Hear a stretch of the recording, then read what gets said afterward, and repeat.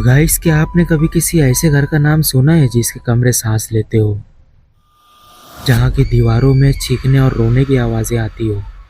ये कहानी एक आम कपल की नहीं है दोस्तों।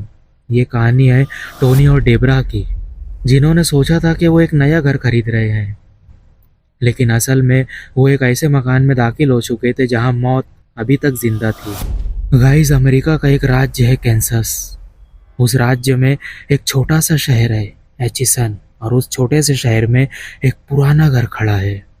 बाहर से देखने में बिल्कुल आम, लेकिन भीतर से एक अंधेरी गहराई में डूबा हुआ।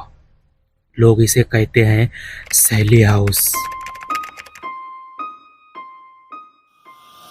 गाइस, ये कहानी शुरू होती है एक सदी पुरानी उस रात से, जब हवाओं में अजीब सी सरसराहट थी। चांद बादलों में जैसे छुपा छुपा सा लग रहा था। रात के करीब 12 बजे डॉक्टर चार्ल्स फिनी के दरवाजे पर तेज तेज दस्तक हुई। सामने खड़ी थी एक घबराई हुई औरत, अपनी 6 साल की बेटी को गोद में लिए हुए।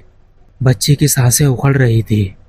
डॉक्टर ने तुरंत पहचाना ये मामला अपेंडिक्स का है, और अब वक्त उनके हाथ से फिसलता जा रहा था। बेसमेंट में बने एक पुराने ऑपरेशन रूम में डॉक्टर उसे ले गए। लेकिन कभी कभी इंसान सबसे बड़ी गलती वही करता है जब वो उसे सही समझकर करता है। गाइस, इस बार गलती थी एनेस्थेसिया की। डोज कम दी गई और डॉक्टर ने ऑपरेशन भी शुरू कर दिया, बिना ये जाने कि बच्ची अब भी होश में है। वो चीख रही थी, जिंदा थी, और ऑपरेशन टेबल पर ही उसकी डेथ हो गई। और उसी पल एक मासूम जान एक तड़पती रूह में बदल गई, और वहीं से जन्म हुआ उस आत्मा का जो आज भी इस घर में कैद है।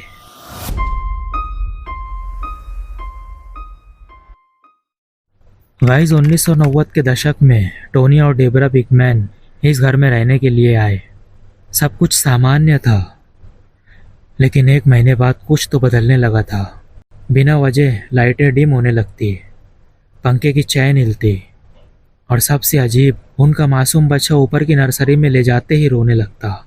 एक रात टोनी ने देखा नर्सरी में 3 टेडी बियर जमीन पर एक गोले में रखे थे, जैसे कोई बच्चा उनके साथ खेल रहा हो। उन्होंने डेबरा और उसकी बहन को बुलाया। तीनों ने खिलौने शेल्फ पर वापस रखे, और जैसे ही नीचे पहुंचे, लाइट फिर से जल गई और टेडी बियर्स फिर उसी गोल घेरे में।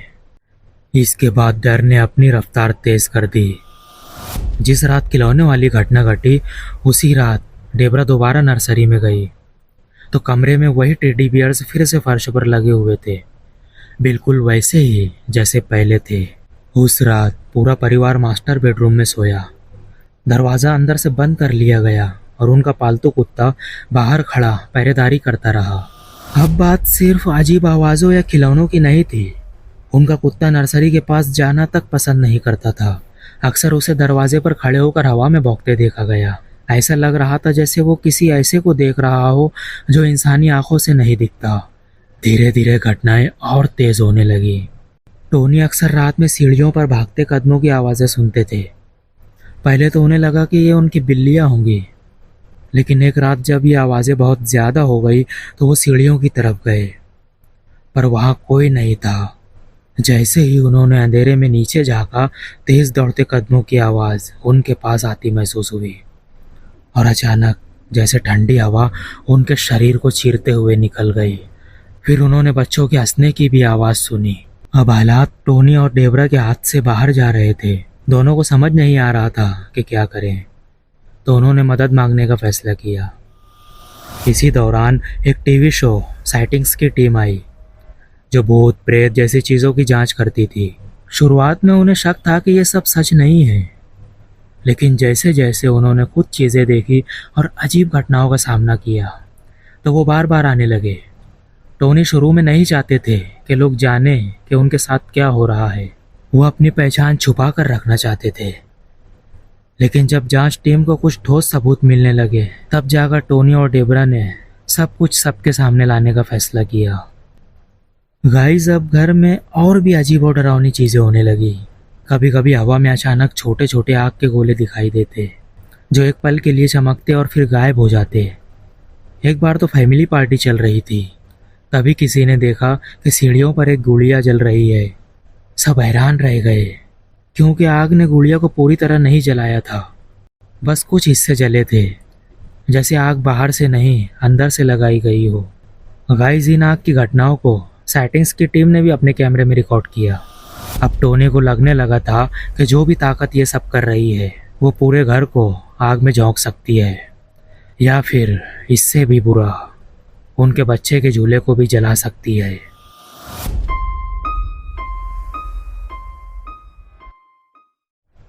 सैली, यह नाम बाद में उस आत्मा को दिया गया। अब टोनी को अपने ही घर से डर लगने लगा था, और सबसे अजीब बात, यह आत्मा जैसे सिर्फ उसी को निशाना बना रही थी। एक रात जब डेबरा बाथरूम से बाहर आई तो उसने देखा कि टोनी बहुत घबराया हुआ था। टोनी ने फट से कहा, उसने मुझे काटा है। उसकी टांग पर साफ दांत के निशान थे, जैसे किसी ने बहुत जोर से काटा हो, और यह पहली बार था जब आत्मा ने उन्हें छुआ था, वो भी इतनी ताकत से। लेकिन ये तो बस शुरुआत थी। कुछ ही दिनों में टोनी के शरीर पर खरोंचें दिखने लगी, कभी गहरी, कभी बस ऊपर ऊपर की। कुछ से खून निकलता, कुछ बिना दर्द के उभर जाती। यह आत्मा अब सिर्फ दिखाई नहीं देती थी, अब वो हमला भी करने लगी थी। और हैरानी की बात, यह सब सिर्फ टोनी के साथ हो रहा था। एक सुबह जब टोनी नाइट शिफ्ट से लौटे तो उन्होंने किचन में एक जूस का गिलास उठाया। जैसे ही वो पलटे, उनकी नज़र बेसमेंट के दरवाजे की तरफ गई। वहाँ एक छोटी बच्ची खड़ी थी, सफ़ेद पुरानी ड्रेस में, जैसे किसी ज़माने की चर्च जाने वाली बच्चियाँ पहनती थी। वो चुपचाप खड़ी थी, बस टोनी को घूर रही थी, डरी हुई आंखों से। ये दृश्य देखकर टोनी जैसे किसी सम्मोहन में आ गए थे।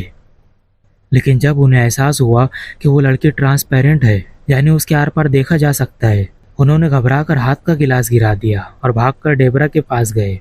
बाद में टोनी ने उस लड़की की तस्वीर बनाई और एक पुराने निवासी ने, जो वहां अपने बचपन में रहता था, उस तस्वीर को पहचाना। ये तो मेरी काल्पनिक दोस्त थी, सैली।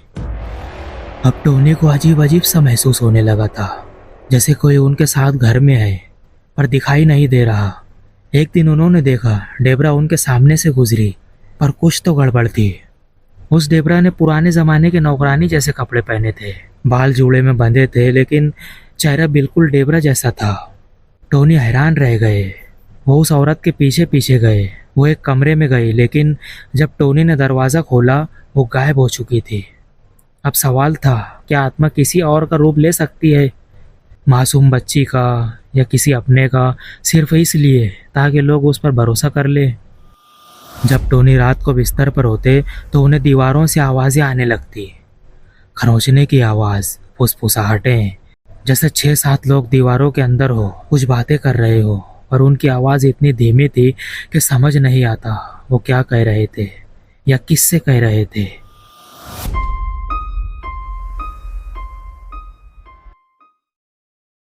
एक रात टोनी बिस्तर पर लेटे थे, तभी उन्होंने देखा कि बेडरूम की खिड़की से धूल उड़ती हुई अंदर आ रही थी। वो धूल धीरे धीरे हवा में घूमने लगी और फिर उसका आकार बदलने लगा। अब वो धूल एक बूढ़ी औरत की शक्ल ले चुकी थी, पूरी तरह काले कपड़ों में, और चेहरा बिल्कुल डरावना था। वो औरत धीरे धीरे टोनी की तरफ बढ़ रही थी। उसी वक्त बेड के दोनों साइड के टेबल्स के ड्राइवर्स अपने आप जोर से खुल बंद होने लगे। टोनी का वाटर बेड जोर जोर से हिल रहा था, जैसे कोई उस पर कूद रहा हो। टोनी चिल्लाना चाहते थे, लेकिन गले से आवाज नहीं निकल रही थी। वो औरत अब उसके बिल्कुल पास आ चुकी थी। उसका मुंह खुला और उसने कहा, मैं तुझे। लेकिन तभी ऐसा लगा जैसे कोई काली विशाल चिड़िया कमरे से निकलकर उड़ गई हो, और साथ ही वो औरत भी गायब हो गई। अचानक सब कुछ शांत हो गया। टोनी ने जोर जोर से चिल्लाना शुरू कर दिया।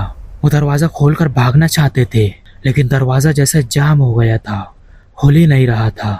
उधर डेबरा, जो बगल के कमरे में बच्चे के साथ थी, वो बस टोनी की चीखें सुन पा रही थी। गाइस, कई लोग कहेंगे ये तो स्लीप पैरालिसिस रहा होगा, यानी नींद में डरावनी चीजें दिखना, पर जिस तरह की घटनाएं इस घर में हो रही थी, ये कोई सपना नहीं था, ये सब सच था। टोनी की हालत और भी बिगड़ती जा रही थी। एक और रात वो छोटी लड़की जो बेसमेंट के दरवाजे पर खड़ी थी, फिर से टोनी के बिस्तर के पास आ गई। इस बार उसने टोनी की तरफ हाथ बढ़ाया, जैसे वो उसे छूना चाहती हो, लेकिन टोनी डर गए और पीछे हटने लगे। अचानक वो लड़की जोर से चिल्लाई और फिर उसका चेहरा बदलने लगा। वो अब कोई मासूम बच्ची नहीं थी, अब वो एक डरावना भयानक सा जानवर बन चुकी थी। उसके 4 पैर थे, शरीर की चमड़ी सड़ी हुई थी और उसमें से कीड़े निकल रहे थे। टोनी ने ऐसा डर पहले कभी महसूस नहीं किया था। गाइस, हर बार जब साइटिंग्स की टीम घर की जांच के लिए आती तो टोनी की हालत और भी बिगड़ जाती। अब उनके शरीर पर और ज्यादा खरोंचे दिखती, डरावने साए दिखाई देते। अब टोनी का डर और भी गहरा होता जा रहा था। टीम को अब टोनी की सुरक्षा की चिंता होने लगी। वो जाने से पहले चेक करते कहीं टोनी खुद को नुकसान तो नहीं पहुंचा रहे। लेकिन यह सब कुछ उनकी समझ से बाहर था। यह सिर्फ डर नहीं था, यह कुछ और ही था। बस अब एक सवाल था, क्या सहेली वाकई कोई मासूम आत्मा थी या फिर किसी और की डरावनी परछाई जो उस बच्ची के नाम में छुपी हुई थी। शुरुआत में ना गाइस, साइटिंग की टीम को टोनी की बातों पर शक था, लेकिन फिर एक दिन सब कुछ उनकी आंखों के सामने हुआ और सब चुप हो गए। टोनी की त्वचा पर खरोंचे उभरने लगी। लाइव कैमरे के सामने एक और टीम मेंबर जेब के पेट पर अचानक लाल निशान दिखने लगे और फिर टोनी के माथे पर कुछ उभरता दिखाई दिया, जैसे कोई अदृश्य हाथ कुछ लिख रहा हो। कैमरे में साफ दिखा, टोनी के माथे पर एमसी लिखा जा रहा था। एमसी, ये क्या था? क्या ये कोई इत्तेफाक था या माइकल चार्ल्स फिनी का कोई संकेत? वही आदमी जिसने कभी सैली हाउस बनवाया था। इस पूरी घटना का 9 मिनट का वीडियो मौजूद है, जिसमें टोनी के शरीर पर एक खरोंच धीरे धीरे उभरते दिखाई देता है, खुद ब खुद। पर जो इसके बाद हुआ वो सिर्फ डर नहीं था, वो अंधकार था जो इंसान के अंदर तक उतर जाए। टोनी को अजीब अजीब सी आवाजें सुनाई देती थी जो कहती थी, डेबरा को मार दो। जब डेबरा घर में चलती थी, टोनी के अंदर एक पागलपन भरी हिंसा उठती, उसे हटाने की, उसे खत्म करने की। लेकिन जैसे ही वो घर से बाहर जाते सब कुछ नॉर्मल हो जाता।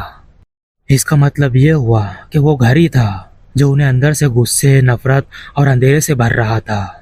एक रात टोनी ने सपना देखा कि वो खुद अपनी पत्नी डेबरा का गला काट रहे हैं। और फिर एक सुबह जब डेबरा काम से लौटी, टोनी किचन में खड़े थे, हाथ में एक बड़ा सा चाकू लिए हुए। वही पास में उनकी पालतू बिल्ली भी थी। फिर अचानक ब्लैकआउट हो गया, यानी टोनी को कुछ भी याद नहीं। जब होश आया, वो अपने माँ बाप के घर थे। वो भागकर अपने घर लौटे और जो देखा वो उनकी जिंदगी का सबसे बड़ा डरावना सच था। उनकी बिल्ली चाकू से मारी जा चुकी थी और किचन के काउंटर पर पिन की गई थी। टोनी को कुछ भी याद नहीं था, लेकिन उन्हें यकीन था कि ये सब उन्हीं का किया धरा है। आज भी टोनी इस बात से शर्मिंदा है और इसलिए वो खुलकर बोलते हैं ताकि लोग समझ सके। टोनी ने आखिरकार मनोवैज्ञानिक मदद ली, लेकिन हैरानी की बात यह थी कि डॉक्टरों को उनके अंदर कोई मानसिक बीमारी नहीं दिखी। अब टोनी को साफ समझ आ गया था, इस घर को छोड़ना ही अब एकमात्र रास्ता था। गाइस, कुछ लोग अक्सर पूछते हैं, अगर इतना डरावना था तो तुम वहां इतने समय तक रुके ही क्यों? टोनी का जवाब था, क्योंकि हमें जानना था ये सब होता क्यों है, कुछ लोगों के साथ ही क्यों होता है और कुछ घरों में ही क्यों। टोनी ने कई बार डेबरा से इस बारे में बात करने की कोशिश की, लेकिन वो तो जैसे इस सब में खोई हुई थी। उन्हें यह सब रोमांचक लग रहा था। ना तो उन्हें टोनी का डर दिख रहा था, ना उनका दर्द, ना ही इन सब चीजों का खतरा। पर फिर वो हादसा हुआ जिसने सब कुछ बदल दिया। एक दिन टोनी सीढ़ियों पर थे और अचानक किसी ने उन्हें पीछे से धक्का दे दिया। वो लकड़ी की रेलिंग तोड़ते हुए नीचे गिर पड़े। शुक्र था कि उन्हें जानलेवा चोट नहीं आई, लेकिन उस पल डेबरा को सच दिख गया। अब वो समझ चुकी थी ये सब खेल नहीं है, कुछ बहुत गलत हो रहा है। और फिर 3 हफ्तों के अंदर टोनी और डेबरा ने सैली हाउस छोड़ दिया। गाइस, कभी कभी महीनों तक कुछ नहीं होता था और फिर अचानक सब कुछ दोबारा शुरू हो जाता। हर बार ज्यादा डरावना, ज्यादा हिंसक और ज्यादा खतरनाक। बेसमेंट इस घर का सबसे डरावना हिस्सा था। टोनी ने कभी वहां जाने की हिम्मत नहीं की थी। बेसमेंट में एक दीवार ऐसी थी जिसकी कुछ ईंटें निकाल दी गई थी और उसके पीछे सिर्फ अंधेरा था, गहरा डरावना अंधेरा। टोनी के घर छोड़ने के बाद वहां एक और औरत रहने आई। कुछ ही समय बाद मकान मालिक को शिकायत मिली कि वो औरत घर को खराब कर रही थी। जब मकान मालिक बेसमेंट में गया तो उसके होश उड़ गए। दीवारों पर अजीब निशान थे, कुछ नाम लिखे हुए थे और बीच में एक पेंटाग्राम बना हुआ था, जो अक्सर किसी काले जादू या रिचुअल में इस्तेमाल किया जाता है। वो औरत अकेले रहती थी, घर में ज्यादा सामान नहीं था। शायद वो उस घर को सिर्फ काले रिवाजों के लिए इस्तेमाल कर रही थी। बाद में इस घर की जांच कई भूतों की टीमों ने की, यहाँ तक कि मशहूर शो घोस्ट एडवेंचर्स की टीम ने भी टोनी और डेबरा को फिर से इस घर में बुलाया। टोनी ने बताया कि उन्होंने वहाँ कई बार ईवीपी रिकॉर्डिंग्स सुनी, जिसमें बच्चों की आवाजें थी, हंसी, पुकार, जैसे वो कुछ कहना चाहते हो। इससे टोनी को अंदर ही अंदर गिल्ट महसूस होने लगा। उन्हें लगा शायद ये डरावनी आत्माएं नहीं बल्कि फंसे हुए मासूम बच्चे हैं जो अब भी आज़ादी का इंतजार कर रहे हैं। गाइस, सहेली हाउस कोई आम घर नहीं है। यहाँ जो हुआ वो सिर्फ डर नहीं था। इस घर में ऐसी ऐसी चीजें रिकॉर्ड हुई जो सुनकर लोगों के रोंगटे खड़े हो गए। 20 जुलाई 2018 को एक टीम ने यहाँ पैनासोनिक DR60 रिकॉर्डर लगाया। कमरा एकदम खाली था, कोई इंसान नहीं, सिर्फ सन्नाटा। लेकिन जब रिकॉर्डिंग्स को प्ले किया गया, उसमें से एक खौफनाक और अजीब आवाज कैद थी, मानो कोई आत्मा कुछ कहना चाह रही हो। इस आवाज को सुनते ही कई लोग परेशान हो गए, कुछ की तो तबीयत भी बिगड़ गई। ये कोई फिल्म नहीं थी गाइस, ये सब कुछ सच में हुआ और आज भी ये घर वही खड़ा है। कुछ लोग कहते हैं ये बस मन का भ्रम है, कुछ कहते हैं टोनी और डेबरा ने सब कुछ बड़ा चढ़ाकर बताया। लेकिन रियल में जो लोग वहां गए हैं, जिन्होंने वो साउंड क्लिप सुनी है, जिन्होंने बेसमेंट की दीवारों को छुआ है और जो अंधेरे में सांस लेते सन्नाटे को महसूस कर चुके हैं, उनके लिए ये कोई कहानी नहीं है गाइस। सहेली हाउस आज भी जिंदा है और शायद वो अब भी किसी का इंतजार कर रहा है।